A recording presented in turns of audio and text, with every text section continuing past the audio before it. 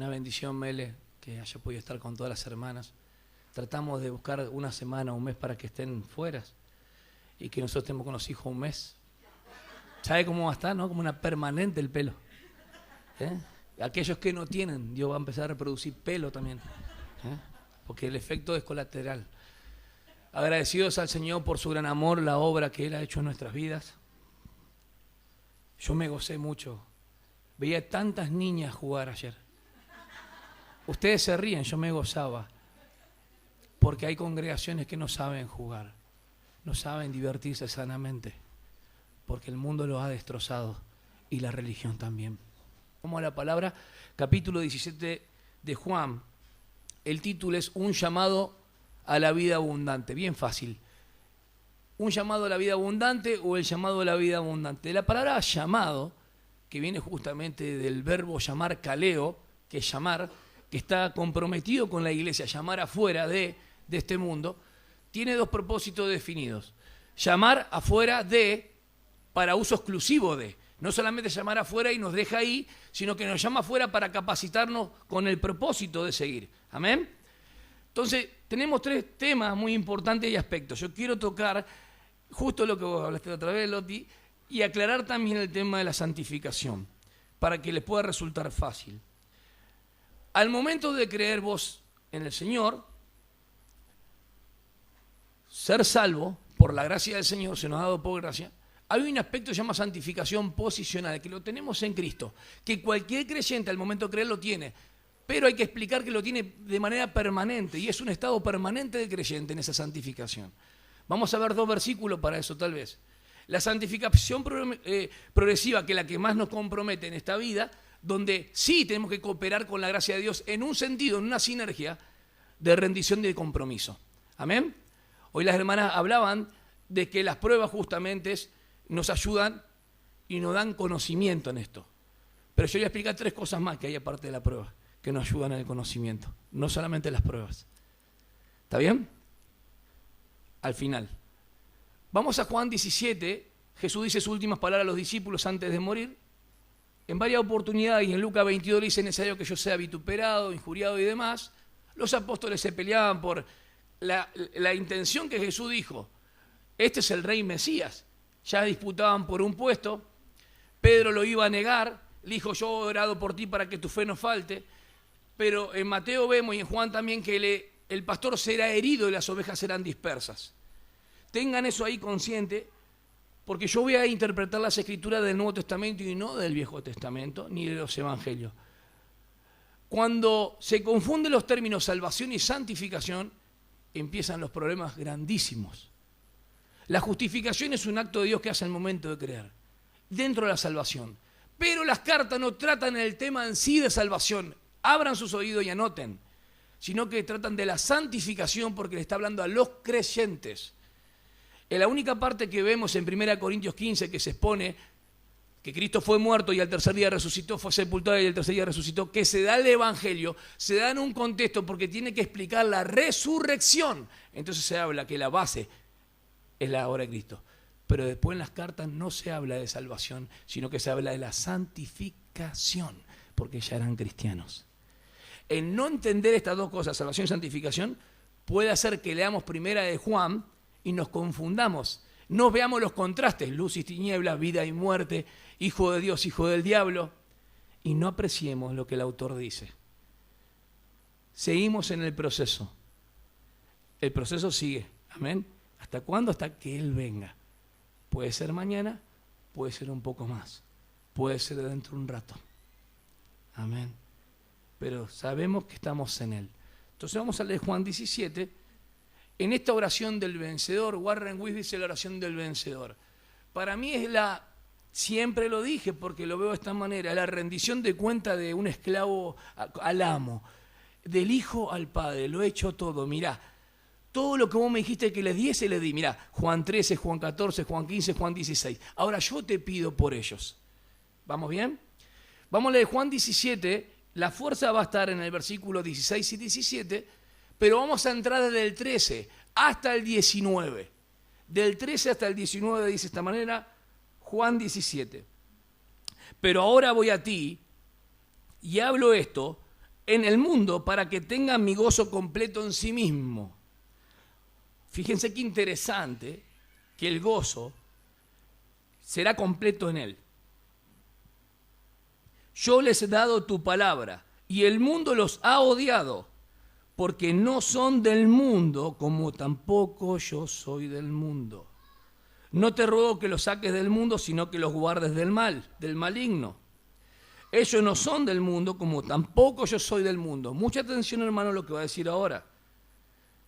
Santifícalos en la verdad, tu palabra es verdad. Presten atención que la petición viene antes de Jesús enseñar santificación. Jesús enseña santificación en el 16. Vamos, versículo 18. Como tú me enviaste al mundo, yo también los he enviado al mundo, y por ello yo me santifico para que ellos también sean santificados en la verdad. Tiene que ver con que Él no tomó nada para sí mismo, lo hizo todo para llevar a cabo el plan de Dios en la cruz. Versículo 16 de vuelta, ellos no son del mundo, como tampoco yo soy del mundo. Eso es santificación, apartarse del mundo porque Dios nos apartó primero. ¿Vamos bien? En la santificación interviene el Padre, y el Hijo y el Espíritu Santo. El Padre acá, miren, Juan 17:17, santifícalos en tu verdad, tu palabra es verdad. En el Hijo, yo soy el camino, la verdad y la vida. El Espíritu Santo, 1 Juan 5:6, y el Espíritu de la verdad. Los tres intervienen en la santificación. ¿Vamos bien o no? Pero la primera, la posición que tenemos al momento de creer que somos salvos por gracia, es la que dice 1 Corintios 1:30, que nos fue hecho sabiduría, y fíjense qué interesante, santificación y redención. Vamos a leerlo, porque dice, miren, la cruz es locura y es tropiezo, es escándalo, pero es poder de Dios. No lo dice con la misma palabra de Romanos, sino que dice, porque la palabra de la cruz, ¿está bien? Sigue más adelante, acuérdense que la cruz, no se sentaban los romanos para debatir sobre la cruz. Era una vergüenza la cruz, ¿ok? Por eso quiero hablar de lo que es el cristianismo hoy, lo que fue el cristianismo en su tiempo, y a qué nos llaman una vida abundante hoy el Señor. ¿Realmente nos llama a negarnos a nosotros mismos, tomar la cruz y seguirlo, como dice Lucas 9:23? Vamos a ver si es así. Versículo 27.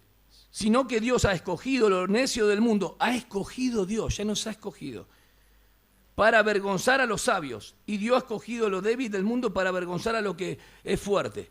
Versículo 28. Y lo vil y despreciado del mundo, ¿la entendieron? No los quite del mundo, guárdalos del mal. Ellos no son del mundo. ¿De dónde nos cogió? De entre el mundo para Él. Lo vil y despreciado del mundo ha escogido Dios, lo que no es, para anular lo que es, para que nadie se jacte delante de Dios, mas por obra suya, o de Él, ex autú en griego, es de Él la obra, estáis vosotros en Cristo Jesús. Nosotros estamos en Cristo Jesús por una obra soberana de Dios en su elección, basado en su beneplácito, dicen, en su voluntad, propósito, el cual se hizo para nosotros. Y acá, según Robertson, dice que es especegético. Quiere decir que nos ha sido hecho sabiduría de Dios, porque de otra manera nadie puede haber buscado a Dios, conocido a Dios ni nada. Nos fue hecho sabiduría. No es una obra nuestra. Yo creía en Cristo porque me da la fe para creer. De otra manera, yo hubiese seguido errante, como dice Romanos. ¿Vamos bien? Él dice, con esta palabra nos ha sido hecho sabiduría, es lo que los sabios no pudieron conocer. Si no, no hubiesen crucificado lo mismo que en Hechos al Rey de la Gloria. Ustedes mataron al justo, al autor de la vida. ¿Cómo hacemos para conocer al autor y al justo? Solamente entendiendo por la obra del Espíritu. 1 Corintios 2:14, el hombre natural. Entonces, ¿cómo no fue hecho sabiduría? Por una obra de Dios. ¿Vamos bien? Y en esto que no ha sido hecho sabiduría, hay tres cosas. ¿Cuál es la primera? Justificación al momento de creer. Santificación, posicional y permanente en el estado cristiano. Y glorificación, lo lleva hasta la resolución final de que nos saca de la presencia del pecado para siempre. ¿Vamos bien? Entonces la santificación posicional, hermano, la tenés al momento de creer. No soy tan santo como que, no, tranquilo, porque es por la obra de Cristo. Y Dios te ve en Cristo siempre. Nunca fuera de Cristo si no morís. ¿Estamos bien? Pero hay otro versículo que es interesante apuntar a la obra posicional de la santificación. Hebreos 10:10. Hebreos 10:10, el autor. ¿Quién es el autor? Lucas. Ya saben que es Lucas. ¿Por qué? Por esta voluntad hemos sido santificados mediante la ofrenda del cuerpo de Jesucristo. ¿Y cuándo fue la ofrenda del cuerpo? ¿La resurrección? No, fue en la cruz, ofrecida de una vez para siempre. El estado posicional en la santificación al momento de creer lo tenés para siempre. Dios te apartó para Él en Cristo para siempre. Gloria a Dios. Bien, vamos a la progresiva. 2 versículos difíciles, uno difícil, otro menos. Primera de Pedro 1:15 dice, en el Viejo Testamento, mas vosotros son llamados para ser santos. Primera de Pedro 1:15, que lo toma de Levítico, ser santos, ese versículo. ¿Está bien? Vamos a leerlo. Primera de Pedro 1:15. Sino que así como aquel que os llamó es santo, así también sed vosotros santos en vuestra manera de vivir. Manera de vivir ya no es posicional, es progresiva. Amén. La justificación es un acto de Dios. La justicia puesta en práctica, la justicia práctica es la santificación, es lo mismo. Las pruebas sí producen paciencia. Pero yo quiero mostrarles algo desde el versículo 9 al 12, del 6 al 12, de cuando Jesús dijo Juan 17. Léanlo conmigo. Y a ver qué ven ustedes. Pueden ver algo distinto a lo que yo veo. No creo que sea algo distinto porque la palabra está ahí. Pero vamos del 6, capítulo 17. Quiero llevarlos de un lado al otro para que podamos entender. He manifestado tu nombre a los que del mundo me diste. Eran tuyos y me los diste. Y han guardado tu palabra. Judas nunca fue de él. Juan 6:67, nunca creyó en él, nunca fue limpio. ¿Por qué? Juan 15, versículo 3. Rápido ahí. Me dijeron que estuvieron espadeando a full. Bien, versículo 3. Vosotros ya estáis limpios por la palabra que os he hablado. Ya es eso salvación. Después el permanecer es comunión. Es otra cosa. ¿Vamos bien? Miren lo que dice. Ahora han conocido que todo lo que me has dado viene de ti.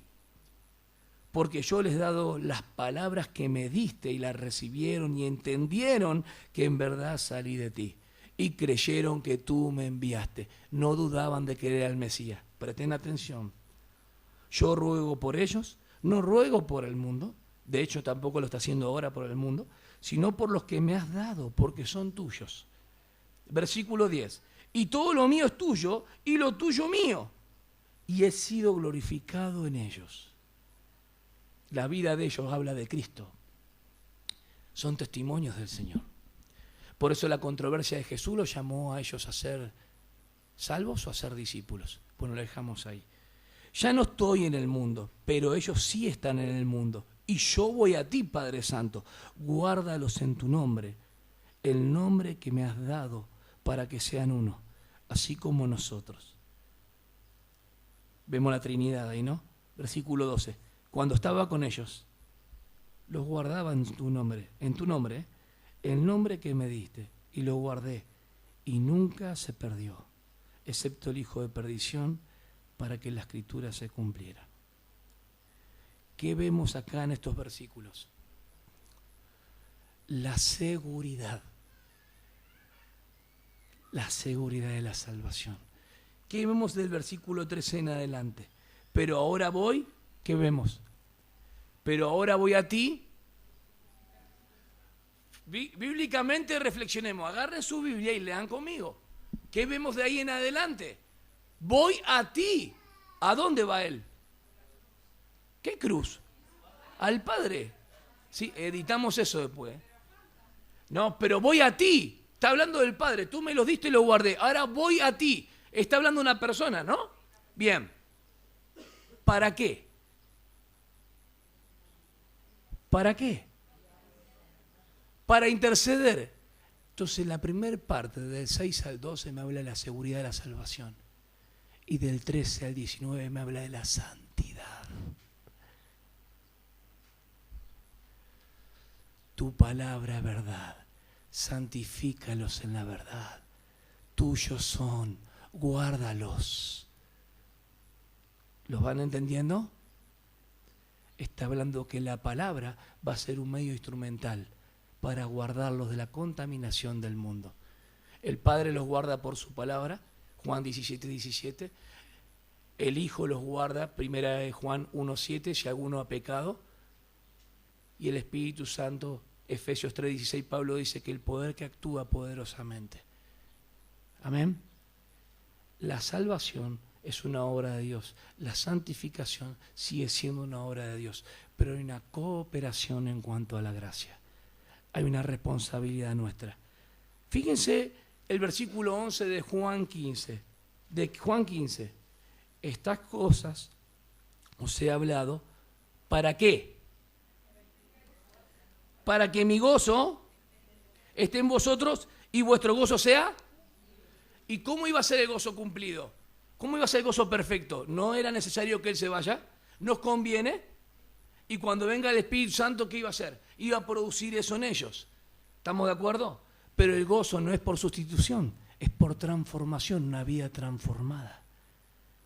El Señor hizo algo en nuestras vidas y nos ha dado el gozo de la salvación. Amén. El llamado a una vida santa, el llamado a una vida obediente. Vamos a la santificación progresiva, ya la posición la tenemos. Hebreos 12, 14 dice, porque sin santificación no es sin santidad, para que no se malentienda. Nadie verá al Señor. Versículo de santificación progresiva. Es un versículo en la vida de experiencia. Vos no vas a ver la gloria de Dios si no estás apartado del mundo para el Señor. No es un versículo de pérdida de salvación, porque habla de Esaú que menospreció la primogenitura. Si nosotros menospreciamos las bendiciones del Señor sabiendo todas las provisiones que nos dio, estamos fallando. Por eso en este retiro, en el servicio aún de damas, donde estuvo nuestra hermana Amelia exponiendo las Escrituras, no vale con solamente saber de Dios, debemos conocer a Dios. ¿Amén? Saber intelectualmente hemos dicho que no, sino conocerlo experimentalmente. ¿Y cómo lo conocemos? Es imposible si la Escritura no mora en nuestras vidas. Mire, que more en abundancia las Escrituras en ustedes. ¿Eso para qué? ¿Llevarlo a qué? A la santificación. Tu palabra es verdad. Santifícalos en tu verdad.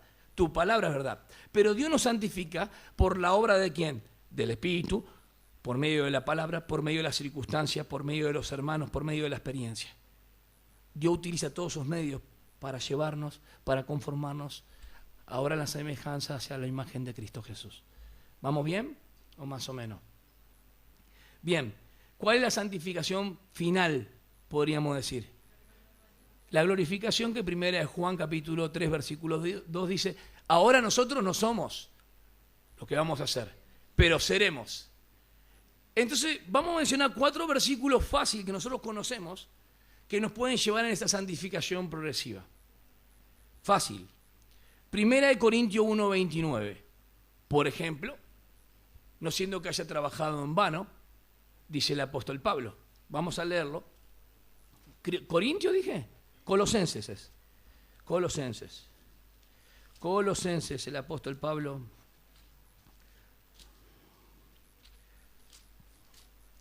Fíjense qué interesante, en el contexto, hemos hablado esto el miércoles un poco, y con este fin también trabajo, esforzándome según su poder, que obra poderosamente en mí.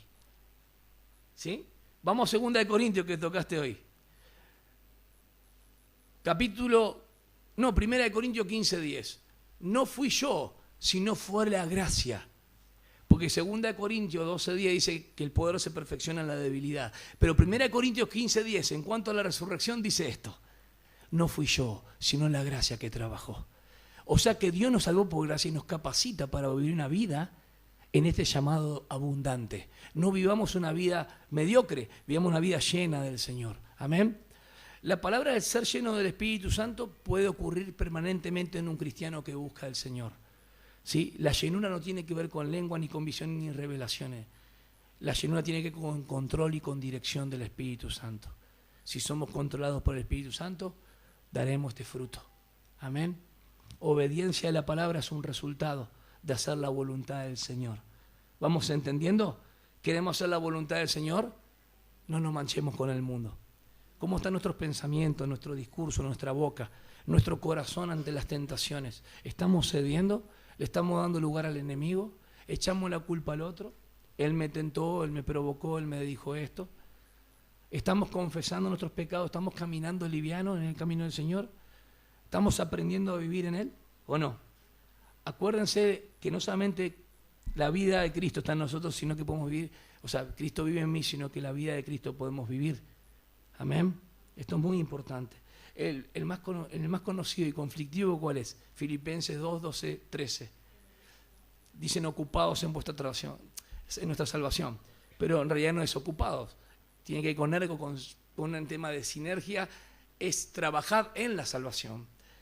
¿Sí? Trabajad en la salvación con temor y temblor. Y el versículo 13, ¿por qué Él produce? El querer como el hacer por su buena voluntad. Eso es santificación progresiva. Amén.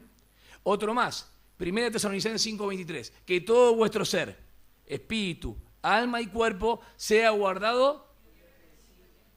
¿Por qué tiene que ser guardado irreprensible? Colosenses 1:5, busquemos rápido. Colosenses 3:4 también. Porque cuando nuestra vida se manifieste que es Cristo, estaremos con Él. Mientras tanto hay que seguir. Colosenses 1:5 habla de la esperanza. A causa de la esperanza reservada para vosotros en los cielos, de la cual oísteis antes la palabra de verdad, el Evangelio. Colosenses 3:4. Vuestra vida está escondida en Cristo. Cuando Cristo vuestra vida sea manifestado, entonces vosotros también seréis manifestados con Él en gloria. Por lo tanto, como Él todavía no vino, tengo que guardarme en todo mi cuerpo, espíritu y alma, porque recibiremos galardón si lo hacemos. Irreprensible, algo que no es prensible, algo que nadie tiene que agarrarme. Y ya hemos dicho que nada ni nadie nos puede separar del amor de Dios, estamos claros en eso. ¿Está bien? Ahora, cuando hemos creído en Cristo Jesús, la salvación es lo que Dios hizo por mí. ¿Vamos bien? La santificación es lo que el Espíritu Santo hace en mí. Y el servicio es lo que el Espíritu Santo hace a través de mí. Es imposible que las hermanas y los hermanos lleguemos en algún punto, o no lleguemos, porque tiene que ver con cada uno de nosotros, a ser una iglesia fuerte si no estamos sanos, útiles. ¿Está bien o no? Miren esto. Hablaron de aflicciones, interesante. Hablaron de circunstancias. Yo voy a conectar con 2 de Timoteo capítulo 3, versículos 11 y 12. Tuve muchas persecuciones y aflicciones, pero de todas me libró el Señor. De todas me libró el Señor. Pablo dice, a los que quieran vivir piadosamente, padecerán. Nunca dice que padeceremos todo el tiempo. Pero cuando Jesucristo promete en Lucas 9:23, mire, yo tengo que morir, antes de la gloria viene la cruz. Ellos empezaron a armar sus maletas y decirme a mí, ponerme de diputado, a mí de senador, ¿sí? No importa si la Casa Rosada al lado tuyo, la mami vino a pedir también para los 2 Bonerges, ¿sí? Y los otros que revienten. Pero Jesús decía que no hay gloria si no hay cruz. Él estaba hablando de la cruz. Negarse a sí mismo tiene que ver con rendición. Tomar su cruz tiene que ver con ¿qué? ¿Qué tiene que ver? Con crucificar. Seguirme, sacrificio. 3 cosas que involucran lo que Jesús iba a hacer. Nosotros no tenemos que agarrar una cruz para crucificarnos. Escuchen, Pablo dice en Gálatas 2:20, ya estoy juntamente con Cristo crucificado. Las bendiciones las tenemos todas en Cristo. El que quiera ser mi discípulo, venga, sígame.